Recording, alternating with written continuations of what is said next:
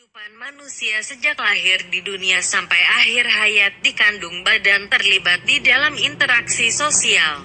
Manusia disebut makhluk sosial karena ia memiliki gregariousness, yaitu suatu naluri untuk selalu hidup dengan orang lain. Misalnya saja, nasi yang kita makan sehari-hari merupakan hasil kerja keras para petani. Interaksi sosial adalah hubungan-hubungan antara orang perorangan, antara kelompok manusia, maupun antara orang perorangan dan kelompok manusia. Dalam interaksi sosial, hubungan yang terjadi dilakukan secara timbal balik oleh kedua belah pihak.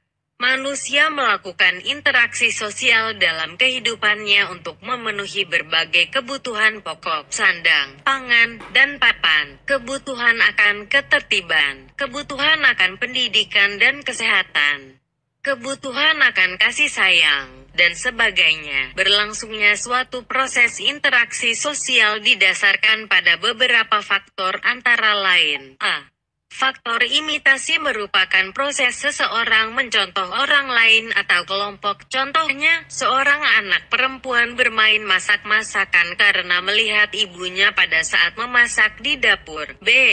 Faktor sugesti merupakan pengaruh yang dapat menggerakkan hati orang. Contohnya, seorang pasien berobat ke seorang dokter. Penyembuhannya salah satunya disebabkan adanya sugesti dokter tersebut. C. Faktor identifikasi merupakan kecenderungan atau keinginan dalam diri seseorang untuk menjadi sama dengan orang lain. Contohnya, seorang anak yang mengidolakan pemain bola, sehingga semua tingkah laku idolanya akan dilakukan. D. Faktor simpatik merupakan kemampuan untuk merasakan diri seolah-olah dalam keadaan orang lain dan ikut merasakan apa yang dialami atau diderita orang lain. Contohnya, pada saat ada tetangga yang tertimpa musibah, maka kita ikut merasakan kesedihannya dan berusaha membantunya. Proses interaksi sosial akan terjadi apabila di antara pihak yang berinteraksi melakukan kontak sosial dan komunikasi. Kontak sosial ini dapat berarti hubungan masing-masing pihak tidak hanya secara langsung bersentuhan secara fisik, tetapi bisa juga tanpa hubungan secara fisik. Misalnya, kontak dapat dilakukan melalui surat menyurat, telepon, SMS, dan lain-lain. Dengan demikian, hubungan fisik bukan syarat utama terjadinya interaksi sosial. Komunikasi merupakan proses penyampaian pesan dari seseorang kepada orang lain yang dilakukan secara langsung maupun melalui alat bantu agar orang lain memberi tanggapan atau memberi respons. Tidak semua tindakan manusia merupakan interaksi sosial. Suatu tindakan manusia dikatakan sebagai interaksi sosial apabila memiliki ciri-ciri sebagai berikut. 1. Jumlah pelakunya lebih dari seorang. Biasanya 2 atau lebih. 2. Berlangsung secara timbal balik. 3. Adanya komunikasi antar pelaku dengan menggunakan simbol-simbol yang disepakati. 4. Adanya suatu tujuan tertentu. Berlangsungnya interaksi sosial di dalam masyarakat terdapat aturan yang mengatur perilaku manusia dalam berinteraksi. Ada 3 jenis aturan, yaitu aturan mengenai ruang, mengenai waktu, dan mengenai gerak dan sikap tubuh. Aturan mengenai ruang, di mana terjadinya interaksi sosial tersebut. Misalnya, interaksi yang terjadi di rumah antara orang tua dengan anak, anak dengan anak. Aturan mengenai waktu, aturan mengenai kapan interaksi sosial itu terjadi. Misalnya, interaksi sosial dulu dan sekarang. Aturan mengenai gerak dan sikap tubuh. Dalam interaksi sosial, orang lain membaca perilaku kita, selain kata-kata kita, karena dalam interaksi tidak hanya memperhatikan apa yang dikatakan orang lain, tapi juga apa yang dilakukannya. Dengan menggunakan gerak dan sikap tubuh seperti memicingkan mata, menganggukkan kepala, mengacungkan ibu jari, dan sebagainya.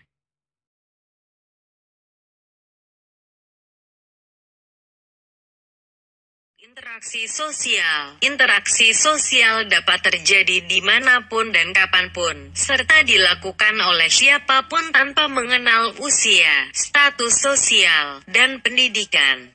Hal itu terjadi karena manusia hidup selalu berinteraksi dengan orang lain. Di dalam kehidupan sehari-hari, kita bisa melihat seseorang atau sekelompok orang, baik di lingkungan keluarga, di jalan, ataupun di kantor, dan di mana saja melakukan interaksi sosial. Mereka berinteraksi sosial dalam bentuk yang beraneka ragam. Ada beberapa bentuk interaksi sosial dalam kehidupan masyarakat, yaitu sebagai berikut. A. Proses-proses yang asosiatif. Proses asosiatif terjadi apabila seseorang atau sekelompok orang melakukan interaksi sosial yang mengarah kepada kesatuan pandangan.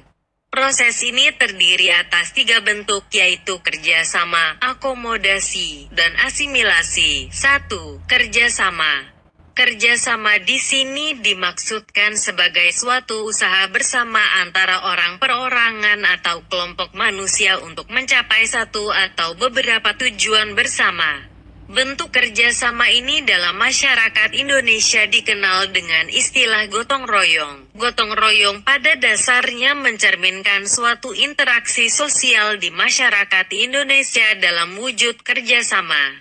Dalam pelaksanaan kerjasama ada 5 bentuk kerjasama, yaitu kerukunan, bargaining, kooperasi, koalisi, dan joint venture. Contoh kerjasama di masyarakat sekitar, antara sesama teman bermain, teman sekolah, teman sekantor, dan sebagainya. 2. Akomodasi. Sebagai suatu proses, akomodasi menunjuk pada usaha-usaha manusia untuk meredakan suatu pertentangan, yaitu usaha-usaha untuk mencapai kestabilan. Akomodasi merupakan suatu cara untuk menyelesaikan pertentangan tanpa menghancurkan pihak lawan sehingga lawan tidak kehilangan kepribadiannya.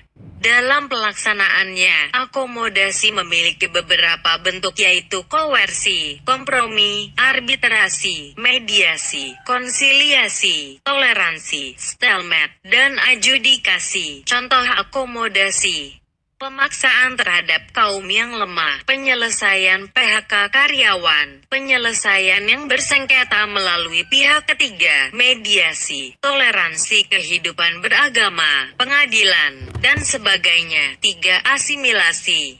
Asimilasi merupakan cara-cara bersikap dan bertingkah laku dalam menghadapi perbedaan untuk mencapai kesatuan dalam pikiran dan tindakan. Proses asimilasi dapat dengan mudah terjadi melalui beberapa cara, antara lain dengan sikap toleransi, sikap saling menghargai orang lain dan kebudayaannya, persamaan dalam unsur-unsur kebudayaan serta perkawinan campuran. Contohnya adalah orang-orang dari Tiongkok yang tinggal di Indonesia. Warga Tiongkok yang sudah lama tinggal di Indonesia akhirnya bisa berbahasa Indonesia dengan sangat fasih. Namun dialek yang mereka biasa pakai untuk berkomunikasi sudah tidak asli lagi karena sudah tercampur dengan bahasa Indonesia. Dalam hal makanan, misalnya bakso, makanan yang dibawa oleh orang Tiongkok, kemudian lama-kelamaan diakui sebagai makanan orang Indonesia yang dibuat dari daging sapi, ayam, dan sebagainya. Created using Powtoon. Disosiatif. Proses disosiatif terjadi apabila interaksi sosial yang mengarah pada konflik dan merenggangkan solidaritas kelompok. Proses ini terdiri atas 3 bentuk, yaitu kompetisi, kontravensi, dan pertentangan. 1. Kompetisi atau persaingan. Kompetisi adalah suatu proses individu atau kelompok yang bersaing untuk mencari keuntungan melalui bidang-bidang kehidupan tertentu. Contohnya gelar juara, kesuksesan, sebuah piala, dan hadiah. Untuk mendapatkannya seseorang harus bersaing satu dengan yang lainnya. Di dalam persaingan ini ada 2 jenis, yaitu persaingan yang bersifat pribadi dan persaingan kelompok.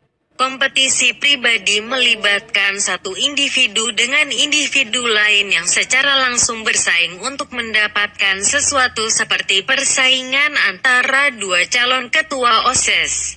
persaingan tunggal putra, putri, kejuaraan bulu tangkis, dan sebagainya. Kompetisi kelompok merupakan persaingan yang melibatkan berbagai pihak secara berkelompok, seperti pertandingan sepak bola, basket, pertandingan voli, dan sebagainya. Dalam pelaksanaannya persaingan ini memiliki beberapa bidang, yaitu persaingan ekonomi, persaingan kebudayaan, persaingan kedudukan, persaingan kekuasaan, dan lain sebagainya. 2. Kontravensi. Kontravensi adalah sikap mental yang tersembunyi terhadap orang lain atau terhadap unsur-unsur kebudayaan suatu golongan tertentu. Kontravensi ini ditandai oleh gejala-gejala adanya ketidakpastian mengenai diri seseorang dan perasaan tidak suka yang disembunyikan, kebencian atau keraguan terhadap kepribadian seseorang. Contohnya, OSIS di sekolahmu mempunyai suatu rencana, tapi kelasmu kurang setuju terhadap rencana tersebut sehingga berkembang rasa tidak suka atau benci namun masih disembunyikan. Contoh lainnya, kontravensi bisa dijumpai di dunia politik. Di mata masyarakat, para politikus tampak akrab, namun terdapat sikap-sikap lain yang tersembunyi di antara mereka. Sikap tersebut dapat berubah menjadi kebencian, tetapi tidak sampai menjadi pertentangan atau pertikaian. 3. Pertentangan atau konflik. Pertentangan atau konflik adalah suatu proses di mana individu atau kelompok berusaha untuk memenuhi tujuannya dengan jalan menentang pihak lawan yang disertai dengan ancaman dan kekerasan. Konflik terjadi jika dua pihak berusaha saling menggagalkan tujuan masing-masing. Konflik disebabkan oleh antara lain perbedaan antara individu-individu, perbedaan kebudayaan, perbedaan kepentingan, dan perubahan sosial. Bentuk-bentuk pertentangan atau konflik yang terjadi di masyarakat seperti konflik pribadi, konflik sosial, konflik antar kelas sosial, konflik politik, dan konflik internasional. Akibat konflik harta benda hancur, kebahagiaan keluarga terampas dan banyak nyawa terenggut secara paksa.